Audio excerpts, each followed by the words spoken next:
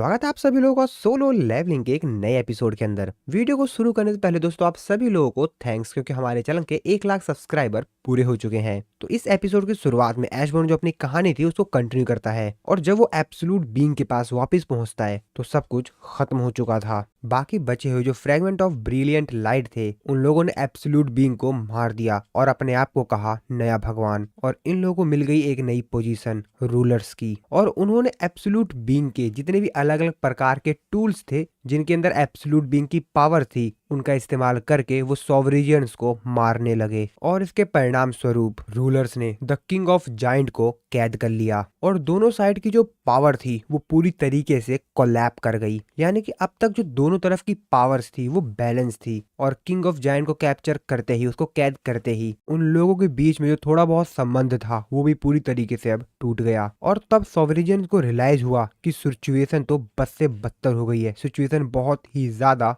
खराब हो चुकी है। और मैंने उस समय का इस्तेमाल किया, मैं सॉवरेजियंस के पास गया और उन लोगों के पास यानी सॉवरेजियंस के पास कोई दूसरा चॉइस था ही नहीं। उन लोगों के पास सिर्फ एक ही चॉइस था कि वो अपनी बाकी बची हुई जो फोर्सेस थी उनको मेरे साथ मिला ले और मेरे साथ मिलकर हम लोग के जो कॉमन एनिमी है यानी कि रूलर्स उनसे लड़ाई करें। और फिर तब से मैं लगातार वो बहुत लंबी चलने वाली बैटल को लड़ता रहा, ना ही एक फ्रेगमेंट ऑफ ब्रिलियंट लाइट के तौर पर और ना ही भगवानों के देवता के तौर पर। मैं ये लड़ाई लड़ता रहा शैडो मोनार्च के तौर पर, और वो पूरा समय मेरे तरफ ही था, मानो समय मेरे साथ ही था। क्योंकि जो मेरे लोग मर रहे थे, जो उनके कॉर्प्स थे और जो उनकी साउल्स थी वो भी मेरी मदद कर रही थी उस बैटल फील्ड में लड़ने के लिए, क्योंकि उन लोगों को मैं अपनी शैडो आर्मी में ऐड कर ले रहा था और वो मेरी तरफ से ही लड़ रहे थे। और जब मैंने अपनी ताकत को आर्मी ऑफ डिस्ट्रक्शन, जिसको कि लीड कर रहे थे किंग ऑफ बरसर्क ड्रैगन, उनसे जब मैंने मिलाया तो मोनार्च और रूलर्स वो सभी के सभी मेरे से डरने लगे। और जो उनमें से 2 मोनार्च थे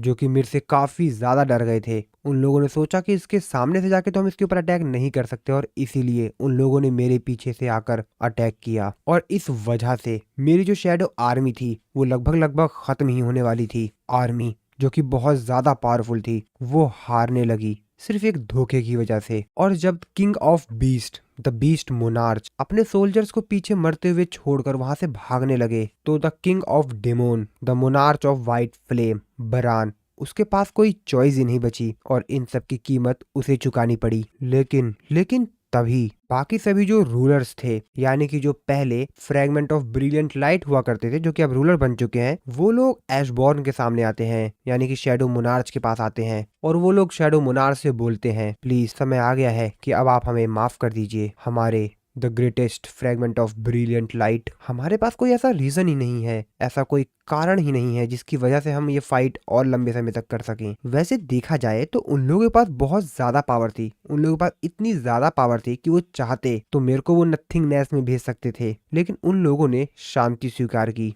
ये पहली बार था जब उन लोगों ने मुझे इतना कम रिस्पेक्ट दिया था, क्योंकि जब मैं उन लोगों का साथी था, फ्रंट लाइन पर आर्मी ऑफ ब्रिलियंट लाइट को लीड किया करता था, तब की तुलना में ये जो उन लोगों ने मेरे को रिस्पेक्ट दी थी ये बहुत ही ज्यादा कम थी। ऐशबॉर्न उन लोगों से कहता है क्या तुम लोग ये कह रहे हो कि मेरे पास कोई रीजन नहीं है? क्या तुमने अपने स्वॉर्ड और अपने स्पेयर से मेरे लोगों को हानि नहीं पहुंचाई? उन लोगों को तुमने हार्म नहीं किया और तुमने हमारे रूलर की हत्या नहीं की? जिसपे वो कहता है कि वो हमारे भी मास्टर थे। अब ये बात सुनकर ऐशबॉर्न शैडो मोनार्च बहुत ज्यादा गुस्से में आता है। वो उसकी गर्दन पकड़ते हुए कहता है कि सुन बे, ये जो क्राइम तुम लोगों ने किया है ना ये बहुत ही ज्यादा बेकार है, बहुत ही ज्यादा। जिस पे वो ऐशबॉर्न से कहता है कि तुम बाकी लोगों से बेहतर समझ सकते हो। आखिरकार अपने ही मास्टर के खिलाफ विद्रोह करना कैसा लगता है, कैसी होती है ये फीलिंग, तुम इसे बेहतर समझ सकते हो। हम तो सिर्फ इस वॉर का अंत चाहते थे ताकि ये वॉर खत्म हो जाए। शैडो मोनार्च उससे कहता है अपने स्पेयर से,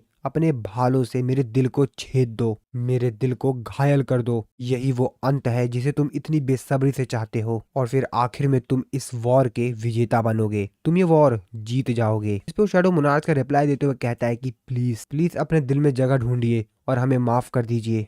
जिस पे शैडो मोनार्च ऐशबॉर्न उसकी गर्दन और तेजी से पकड़ते हुए उसको गुस्से में कहता है कि मार दो, मुझे मार दो। लेकिन वो ऐशबॉर्न से कहता है कि प्लीज प्लीज अपने गुस्से पे काबू कीजिए, हमारे greatest fragment of brilliant light please अपने गुस्से पे काबू कीजिए। और जो बाकी फ्रेगमेंट ऑफ ब्रिलियंट लाइट थे वो सभी के सभी भी शैडो मोनार्च से माफी मांगते हैं और उनके आगे झुकते हैं। इसका मतलब ये है कि वो सभी के सभी एक साथ शैडो मोनार्च ऐशबॉर्न से माफी मांग रहे हैं। ऐशबॉर्न जिन्वू से कहता है, उस समय तो मैं नर्वस सा हो गया था। सो दोस्तों यहाँ पर मैं आप लोगों को एक चीज बता देता हूँ। तो एक्चुअल में यहाँ पर जो ऐशबॉर्न है यानी कि शैडो मोनार्च, अब वो जिन्वू को जब कहानी बताएगा तो बीच बीच में ना जिन्वू जिन जिन लोगों को जानता है ना उन लोगों की इमेज आएगी। तो एक्चुअल में ये ऐशबॉर्न ही है जो कि उन लोगों के कैरेक्टर को, उन लोगों के फेस में अपने आप को ट्रांसफॉर्म कर रहा है और जिन्वू को धीरे धीरे करके स्टोरी अभी भी आगे बता रहा है और जिन्वू से बातें कर रहा है और जिन्वू अपना आराम से इसकी जो सारी स्टोरी है वो सुन रहा है। ऐशबॉर्न आगे बताता है कि मैं किसी भी प्रकार का सॉल्यूशन नहीं निकाल सका और इसीलिए मैंने डिसाइड किया कि बदला लेने के लिए मैं अपने आप को छिपा लूंगा। और जैसा कि मैंने मोनार्च ऑफ व्हाइट फ्लेम को अपने अंदर ही ट्रैप कर लिया था, तो मैंने ये प्लान बनाया कि जब मैं अपनी बॉडी को रिकवर कर लूंगा और फिर उसके बाद मैं बीस्ट मोनार्च के ऊपर अटैक करूंगा अपनी आर्मी के साथ। लेकिन जब मैं छुपा हुआ था, वो मोनार्च जो कि अपनी ज्यादातर पावर खो चुका है और जो कि रूलरों के द्वारा भी हराया जा चुका था, और जब मैं मोनार्च के सामने दोबारा से आया, लेकिन असल में वो लोग थे जो डायमेंशन ब्रेक हुआ था वहां से भागने का प्लान बना रहे थे,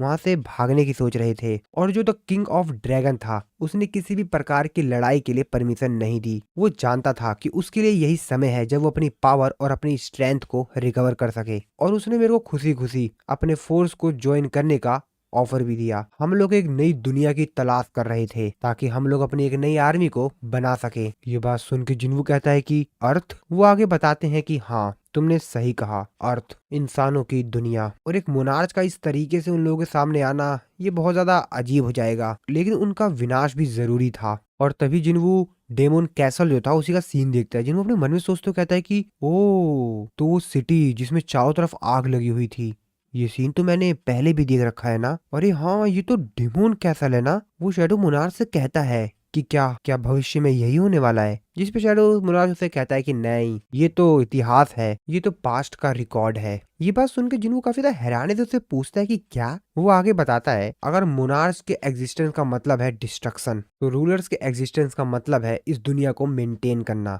एक ऐसी दुनिया को जहां पर अब एब्सोल्यूट बीइंग है ही नहीं। देर से ही सही, लेकिन रूलर्स ने सॉवरेजन्स की जो मूवमेंट्स थी कि वो लोग कहाँ कहाँ जा रहे हैं उसको डिटेक्ट किया, उसको फॉलो किया और वहां पर अपनी आर्मी को भेजा। और सब कुछ का अंत होने ही वाला था और सब कुछ खत्म हो गया था। नेचुरली जो रूलर्स थे वो इस बात से काफी ज्यादा गुस्से में हो गए कि जिस दुनिया को मिटाने में असफल रहे उसके सोल्जर्स दूसरी दुनिया में जाकर उसको बर्बाद करने में सफल हो गए। तो एक्चुअल में जो रूलर्स थे वो सॉवरेजन्स को पूरी तरीके से मिटा देना चाहते थे, उनकी पूरी दुनिया को ही, लेकिन वो उस चीज में तो असफल हो गए, फेल हो गए। लेकिन उन्हीं सॉवरेजन की जो सेना थी वो दूसरी दुनिया में जाकर उस दुनिया में तबाही लाने में सफल हो गई।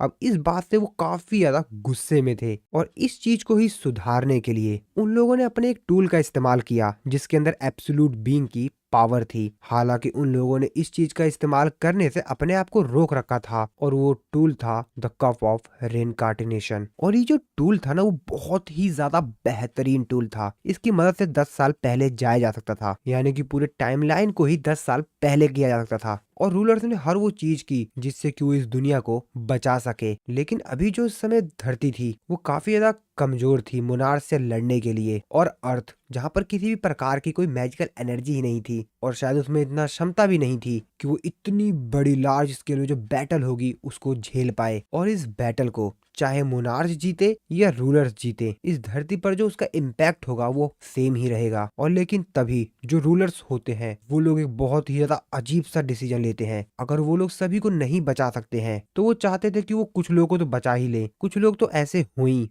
जिनको कि वो सरवाइव करवा दें ताकि वो लोग इस दुनिया को कंटिन्यू चलाते रहें। जिस पे जिन्वू कहता है ओ तो इस तरीके से हंटर्स बने। ऐशबॉर्न आगे बताता है कि हाँ वो लोग इंसानों को इतना ज्यादा काबिल बनाना चाहते थे कि जब हम दोनों की आर्मी यानी कि सॉवरेजन्स और रूलर्स जब आपस में लड़ाई करें तो उन लोगों की लड़ाई में कुछ इंसान को तो बचाया जा सके। और इसीलिए उन लोगों ने उन इंसानों को इतना कैपेबल बना दिया कि वो लोग सरवाइव कर जाएं। रूलर्स चाहते थे कि इंसान सरवाइव कर जाए, वो तो बचा ही रहे, इससे कोई भी फर्क नहीं पड़ता कि वो लोग क्या करते हैं। अब इस बात को सुन के तो जिन्वू काफी ज्यादा हैरान होता है। वो अपने मन में सोचते हुए कहता है कि जो लोग इस बदलती दुनिया में सरवाइव करेंगे, अगर उन लोगों को ये बात पता चले कि इस पूरी दुनिया में जितने भी लोग हैं और उनमें से जो हंटर्स हैं वो बहुत ही ज्यादा कम है और उनके अलावा बाकी सभी लोग मारे जाएंगे, तो क्या ये दुनिया आराम से चल पाएगी? डेमोन किंग शैडो मोनार्च के द्वारा छोड़ी गई यादों का एक टुकड़ा है, जिसपे जिन्वू उससे आगे कहता है, ओ तो इसका मतलब ये है कि ये दुनिया कई बार, ना जाने कितनी बार पहले ही बर्बाद हो चुकी है, इसको तबाह किया जा चुका है कई बार।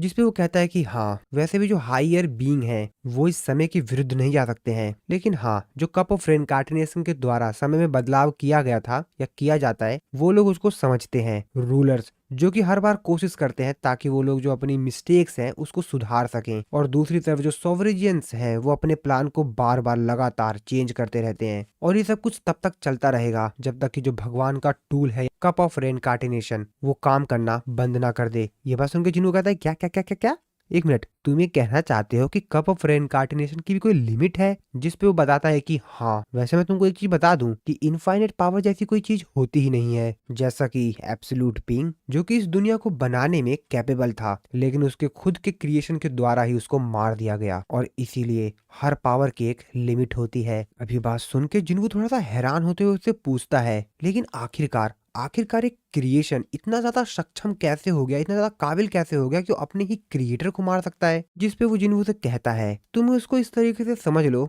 कि इंसान जो मशीन बनाता है उसको उसी के द्वारा मार दिया जाता है, हमको लड़ने के लिए ही बनाया गया है। और फिर सोवरेजियंस ने रूलर के ही मेथड को इस्तेमाल किया और अपना खुद का एक प्लान बनाया। उसी तरीके से समझ लो कि जिस तरीके से रूलर्स अपने कुछ पावर इंसानों को दे देते हैं हंटर के तौर पर, ताकि वो लोग मैजिकल बीस्ट को मार सकें, ताकि इस दुनिया को थोड़ी ताकत मिल सके। और इसीलिए सॉवरेंस ने भी इस्तेमाल किया इंसानों की बॉडी को वो लोग उधार लेने लगे, ताकि वो भी इस दुनिया में आ सके, ताकि वो लोग अपनी आर्मी को रूलर्स से पहले ला सकें। रूलर्स ने जितनी एक्सपेक्टेशन की होगी धरती पे आने में, उससे पहले ही वो अपनी आर्मी को वहां पर भेज सकें। उनका प्लान था कि वो उस मैजिकल एनर्जी का इस्तेमाल कर ले जो कि पूरी धरती पे फैलाया गया है रूलर्स के द्वारा, ताकि वो पूरी धरती को एक बड़े ट्रैप में बदल सकें। जिसपे जिनवू से कहता है, अच्छा तो इसका मतलब ये है कि वो लोग जो इंसानों की मदद करने के लिए रूलर्स की आर्मी आने वाली थी, उन लोगों को एक ही बार में मार सके। एशबॉर्न कहता है कि हाँ बिल्कुल सही कहा, सोवेरेजियंस जिनके अंदर बहुत ही ज्यादा इनक्रेडिबल पावर है, और अगर उन लोगों को इस दुनिया में आना है तो उन लोगों को एक बॉडी चाहिए होगी, इंसानों की बॉडी, जो कि उनकी पावर को हैंडल कर सके। लेकिन जैसा कि मैं और मोनार्च ऑफ डिस्ट्रक्शन, हम लोग की जो पावर है वो तो बहुत ही ज्यादा है, और इसीलिए हम लोगों को कोई ऐसा इंसान मिला ही नहीं जो कि हमारी पावर को संभाल सके। और उस समय जो सबसे बेहतरीन मेज था जो कि किंग के अंडर काम किया करता था, वो मेरे पास एक प्रपोजल लेकर आया। उसने बताया कि वो मेरे लिए एक बेहतरीन इंसान की जो बॉडी है वो ढूंढ सकता है, और उसी मेज को कहा जाता है आर्किटेक्ट। उसने मेरे से कहा कि वो मेरे लिए वैसा बॉडी ढूंढने में मदद करेगा, लेकिन उसके बदले उसको एक इम्पेरिसेबल बॉडी चाहिए होगी। और बदकिस्मती से कोई भी जिंदा चीज मेरा वेजल नहीं बन सकता था जो कि अपने अंदर मौत को कंटेन कर सके। आर्किटेक्ट जिसने कि एक ऐसा सिस्टम बनाया, उस सिस्टम का काम था कि एक ऐसी चीज ढूंढे, फर्क नहीं पड़ता कि वो ताकतवर है या कमजोर है, एक ऐसा टैलेंट जो कि मैजिकल पावर को सेंस कर सकता है, जिसके पास काफी बेहतरीन फिजिकल पावर हो, एक ऐसी चीज जिसके पास सुपेरिटी हो, एक ऐसी चीज जिसके पास बहुत ही बेहतरीन माइंड हो। और इसीलिए आर्किटेक्ट ने एक ऐसे इंसान को ढूंढना शुरू कर दिया जो कि मेरी इन सारी स्ट्रेंथ, जो मेरी पावर्स है, उनको मीट कर सके। और ये ढूंढना आसान नहीं था, लेकिन एक बेहतरीन चीज के ढूंढने के चक्कर में उसने पाया कि उसके सिस्टम को ही कोई लिमिट क्रॉस कर रहा है। उसने जो अपने सिस्टम की लिमिट बनाई है उसके ही लिमिट के वो आगे जा रहा है। कोई है जो कि उसके जो रूल्स हैं जो कि उसने गेम के लिए बनाए हैं उसको दोबारा से लिख रहा है। उसकी जो एक्सपेक्टेशंस हैं उसकी लिमिट को वो क्रॉस कर रहा है। वो तुम थे जो कि हरदम से ही कमजोर था, जो कि हरदम से ही मौत के बहुत ही ज्यादा करीब था, और जो बार बार मौत को छूकर वापस आ रहा था, बार बार वो मरते मरते बच रहा था। वो तुम थे। मैं तुम्हें देख रहा था। हालांकि आर्किटेक्ट इस चीज के एकदम विरुद्ध था, वो ऐसा कभी चाहता ही नहीं था, लेकिन फिर भी मैंने तुम्हें चुना। और मैं तुमसे एक बार और कहना चाहूंगा, मैंने तुम्हारे सारे स्ट्रगल्स देखे हैं, मैं गवाह हूँ तुम्हारे हर उन चीजों का जिनसे तुम लड़े हो, और मैं ही तुम्हारे पेन का रिवॉर्ड हूँ। जिसपे जिन्वू उससे कहता है कि हाँ मैंने माना, मैं मानता हूँ कि मैं आर्किटेक्ट की जो एक्सपेक्टेशंस हैं उससे बहुत ज्यादा आगे चला गया, लेकिन फिर भी मैं तुम्हारी पावर को हैंडल करने में कैपेबल नहीं हूँ। मैं इतना ताकतवर अभी भी नहीं हूँ कि मैं तुम्हारी सारी पावर्स को हैंडल कर सकूं। एशबोर्न उसको बताता है कि जो आर्किटेक्ट है वो इंसानों को एक ऑब्जेक्ट की तरह इस्तेमाल करता है, इंसानों का जो स्किल है, ताकि वो मेरी स्ट्रेंथ को एडजस्ट कर सके। इस सिस्टम को इस तरीके से बनाया गया है, इसके अंदर जो गेम है, रिक्रिएशंस है, इन चीजों का इस्तेमाल करके ये तुम्हारे अंदर एक तरह का फ्यूल का काम करता है। आर्टिटेक ने जो सिस्टम बनाया है ये एक्चुअल में मेरी ही पावर का इस्तेमाल करता है और तुम्हारी बॉडी को ट्रांसफॉर्म करता है लेवल बाय लेवल, ताकि वो मेरे पावर को मैच कर सके। अब ये बात सुनकर जिन्हों थोड़ा सा हैरान होता है। ओ तो इसीलिए ये जो सिस्टम है ये एक तरह से गेम की तरह है, स्पेशली प्लेयर जो कि मैं हूं। तो इसका मतलब ये है कि एक तरह से जो पूरा सिस्टम है ये गेम की तरह काम कर रहा है। जैसे जैसे मैं लेवल अप करते जाऊंगा, लेवल अप करते जाऊंगा और मेरी स्ट्रेंथ बढ़ती जाएगी, तो मैं तुम्हारे शरीर के बराबर होते जाऊंगा, यानी कि मेरा शरीर तुम्हारी पावर को हैंडल करने में कैपेबल हो जाएगा। लेकिन लेकिन तुमने आर्टिटेक से बेईमानी की, आखिरकार क्यों? तुमने उसे क्यों धोखा दिया? ये बात सुन के ऐशबोर्न थोड़ा सा चुप हो जाता है और फिर वो जिन्हों को बताता है, रूलरों का माफ कर देना, राजाओं का विश्वासघात। मैं इस बात पर विचार कर रहा था कि आखिरकार मेरे को किस साइड खड़ा होना चाहिए, और फिर फाइनली मैंने डिसीजन ले लिया। और हाँ, मैंने वही चुना जो मुझे चुनना था। मैंने जो तुम्हारे साथ समय बिताया वो बहुत ही ज्यादा बेहतरीन थे, और शायद इसीलिए मैं तुम्हें खोना नहीं चाहता था। मैं तुम बन जाओगे और तुम मैं, इससे कोई फर्क नहीं पड़ता कि इस बॉडी का कौन ऑनर बनेगा, वो अनजान तो नहीं होगा ना। तो हम लोग तैयार हैं, और इसीलिए मैं तुमको ऑफर दे रहा हूँ। तो चुनो, तुम्हें क्या चुनना है। तुम चाहो तो डेथ के डोमेन में रह सकते हो, तुम अपनी इस इटर्नल ड्रीम को जो कि तुमने खुद बनाया है इसको एंजॉय कर सकते हो और आराम कर सकते हो। और अगर ये तुम्हारी चॉइस नहीं है तो तुमको रियलिटी में एक बार और भेज दिया जाएगा, जहाँ पर तुमको अपने दुश्मनों से फाइट करनी होगी। हाँ, तुम्हारे वही दुश्मन जो कि तुम्हारा इंतजार कर रहे हैं। जिसपे जिन्हों उससे कहता है कि तुमने कहा कि तुमने अपना डिसीजन ले लिया है, लेकिन तुम लीडर्स के साथ खड़े नहीं हो, तो फिर तुम मोनार्च के साथ दूसरी दुनिया में क्यों भाग गए, जबकि रूलरों से लड़ने की जो तुम्हारी इच्छा थी वो बहुत पहले ही खत्म हो चुकी थी। जिसपे ऐशबोर्न उसे कहता है कि ऐसा इसलिए था क्योंकि उस जगह पर मेरे लिए कोई जगह ही नहीं थी। और फिर जिन्हों भी उसको अपना रिप्लाई देते हुए कहता है कि मेरा जवाब वही रहेगा, ये वो जगह नहीं है जहाँ पे मुझे रहना है। और फिर ऐशबोर्न मिस्टर गो का रूप ले लेता है और जिन्हों उनको देखते हुए कहता है कि ये आखिरी बार है जब मैं आपको देख रहा हूँ। और फिर ऐशबोर्न उससे कहता है, मैं तुम्हें रिटर्न में वो सब कुछ दे रहा हूँ, लेकिन तुम द शैडो मोनार्क, तुम एक बहुत लंबी लाइफ जियोगे, एक इमोर्टल लाइफ। और इस तरह से तो हमारे रास्ते एक दूसरे से मिलने की संभावना बहुत ही ज्यादा कम है। मौत के साथ तुम्हारी जो पावर है वो पूरी हो गई है वापिस जाने का रास्ता। जिन्हों उसको बीच में रोकते हुए कहता है कि मैं जानता हूँ। और फिर ऐशबोर्न उससे कहता है जाते जाते, क्योंकि मैं तुम हूँ, आई एम यू। और फिर ऐशमोन वहां से डिसअपेयर हो जाता है। जिन्वू जो कि आखिरी बार इन सब चीजों को महसूस कर रहा था वो बहुत ही ज्यादा अंदर से खुश था। और फिर इसी के साथ हम लोग को एक आवाज सुनाई देती है, अराइज। और इसी सीन के साथ हमारा ये वाला जो एपिसोड है वो खत्म हो जाता है। आई होप आप लोगों को वीडियो अच्छी लगी होगी। और हाँ दोस्तों, हमारे 1 लाख सब्सक्राइबर्स पूरे हो गए हैं, तो उन सब के लिए भी आप सभी लोगों को थैंक्स। तो इस वीडियो में इतना ही, मिलता हूं मैं आप लोगों को अपनी नेक्स्ट वीडियो में।